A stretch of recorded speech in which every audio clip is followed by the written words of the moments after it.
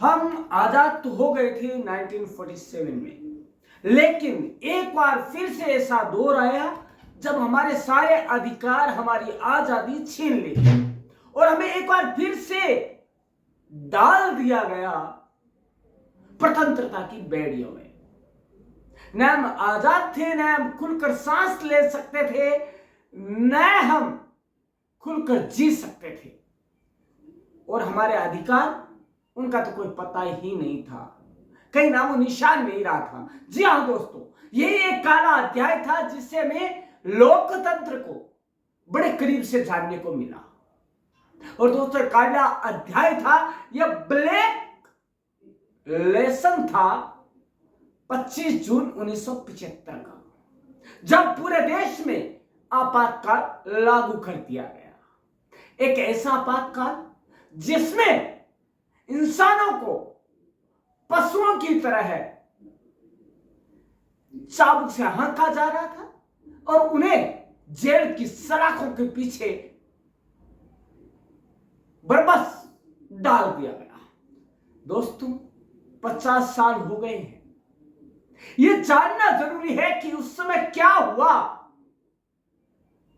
कि लोगों ने लगातार 3 बार उनसे सबक लेकर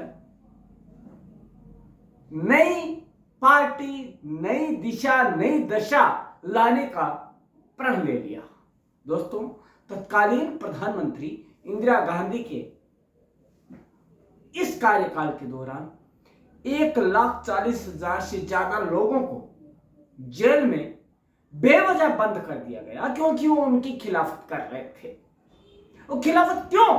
क्योंकि उनके अधिकार कुचल दिए गए, उनकी आजादी छीन ली गई और प्रेस को हाथों की कठपुतली बना दी गई। दोस्तों, विपक्षी नेता हो, चाहे राष्ट्रीय सेवा योजना, राष्ट्रीय स्वयं सेवक हो या कोई और कार्यकर्ता, सभी को दमनकारी डंडे से हाँका जाने लगा। आपातकाल का दौर बहुत बुरा था, लेकिन एक अवसर भी रहा। इस दौरान देश के लोकतंत्र को बचाने के लिए लोगों में गुस्से के साथ जोश भी भर गया था, जिसका सिलसिला आज भी जारी है। आपातकाल खत्म होने के बाद देश की जनता ने कांग्रेस को सत्ता के बाहर कर देश की डोर जनता पार्टी के हाथों में सौंपी। इससे कांग्रेस का राज खत्म हुआ और इंदिरा गांधी की तानाशाही भी अंतिम दौर में पहुंच गई। भारतीय जनता पार्टी को उस वक्त बेशक 2 ही सीट मिली होगी, लेकिन आपातकाल में भरे जोश का ही फल है कि आज देश में लगातार 3 बार चुनाव जीतकर विपक्षी पार्टी सत्ता में बनी हुई है। लोगों को उस वक्त देश की खातिर लड़ने का जज्बा मिला था। देश एक जेल बनकर रह गई थी। आपातकाल को लोग कभी भुला नहीं पाएंगे। उस वक्त के लोगों को याद है कि उन्होंने कैसी यातनाएं झेली थी। आजादी के रूप में जीने का अधिकार छीन लिया गया था। मीडिया पर पाबंदियां लगा दी गई थी। संविधान में अनेक संशोधन करके खुद को जीवित रखने के लिए सत्ता लोलुप राजनेताओं ने खुद को जीवित रखने के लिए सख्त कानून बना दिए थे। विरोध प्रदर्शन करने वालों को देशद्रोही मानकर जेल में झोंक दिया जाता था। संपादकीय नहीं लिख पाते थे। न्यायपालिका में भी तत्कालीन प्रधानमंत्री ने काफी दखल किया। संघ के कार्यकर्ताओं ने भूमिगत होकर देश के लिए काम किया, जिनसे वह बहुत प्रभावित रहे।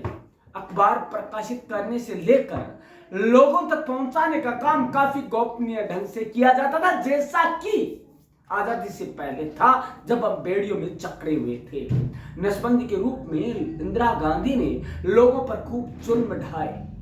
चुनाव में धांधली करके चुनाव को जीता गया, लेकिन चुनाव हारने के बाद नया चुनाव परिणाम आया, जिसे कोर्ट में चुनौती दी गई और परिणाम को रद्द करते हुए इंदिरा गांधी पर 6 वर्ष के लिए चुनाव नहीं लड़ने पर पाबंदी लगा दी गई। उसके बाद इंदिरा गांधी ने देश में आपातकाल लगा दिया और उच्च न्यायालय के इस निर्णय ने श्रीमती इंदिरा गांधी के पद को खतरे में डाल दिया।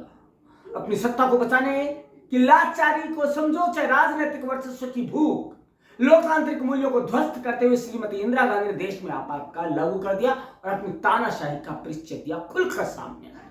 आपातकाल का यह निर्णय किसी राष्ट्रीय संकट के कारण नहीं, बल्कि सिर्फ उस टाइम के माननीय प्रधानमंत्री की लत्ता लोलुपता से प्रभावित था, प्रेरित था।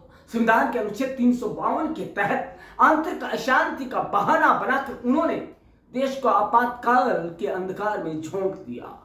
संवैधानिक प्रावधानों के तहत देश में आपातकाल मंत्रिमंडल की अनुशंसा पर राष्ट्रपति द्वारा लागू किया जाना चाहिए, परंतु उसमें ऐसा नहीं हुआ और 26 जून 1975 को सुबह 6 बजे केंद्रीय मंत्रिमंडल की बैठक बुलाकर मंत्रियों को आप बताया कि मध्य रात्रि के बाद से देश में आपातकाल लगा दिया गया है।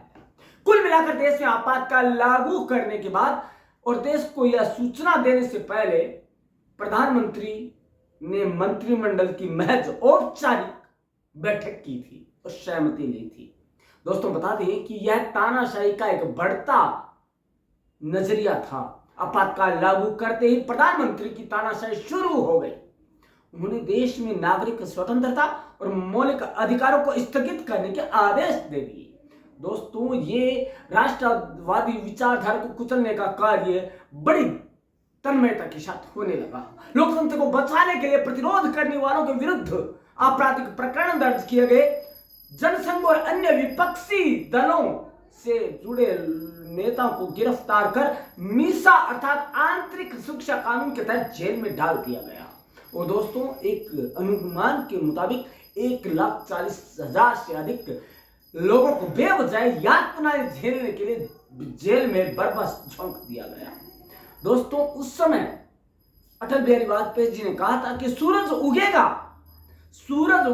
अंधेरा छटेगा और बहुत कुछ खिलेगा। और दोस्तों वो हुआ और एक बार फिर से लोगों ने अमन चैन की सांस ली। दोस्तों आपको बता दें कि उस समय हमने जो सीखा वो आज फलवित हो रहा है। कैसे? आम आदमी को अपने अधिकारों के प्रति सजग होना चाहिए, यह हमें सिखाया आपातकाल ने। लोकतंत्र को बचाने के लिए अपना सर्वस्व योगदान देना यह सिखाया आपातकाल ने। मौलिक अधिकारों की सुरक्षा करना यह सिखाया आपातकाल ने। किसी भी राजनेता की तानाशाही से ऊपर उठकर कैसे जिया जाता है यह सिखाया आपातकाल ने। दोस्तों आजादी का मतलब सिखाया आपातकाल ने और कैसे दमनकारी नीतियों का विरोध किया जाता है और उन्हें उखाड़ कर फेंका जाता है यह सिखाया आपातकाल ने।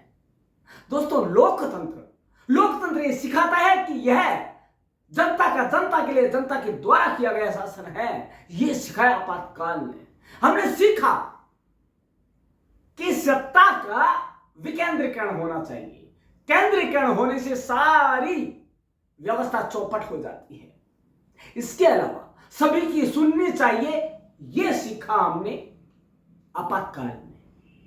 दोस्तों नहीं सुनने की वजह से ही उस युग का अंत हुआ। दोस्तों आपको बता दें आपातकाल की ओर अग्रसर होने पर अनुच्छेद 352 में जो हुआ वो ये हुआ। दोस्तों बहुत बड़ा भारी प्रदर्शन हुआ और उसमें मांग उठी मौलिक अधिकारों की सुरक्षा की और खुद के जीवन को बचाने की और स्वतंत्रता के साथ जीने की। दोस्तों उस समय जो दमनकारी नीतियां लागू की गई उससे सबक सीखने को मिला कि आजादी से ऊपर कुछ नहीं है और आजादी की कीमत कुछ नहीं है।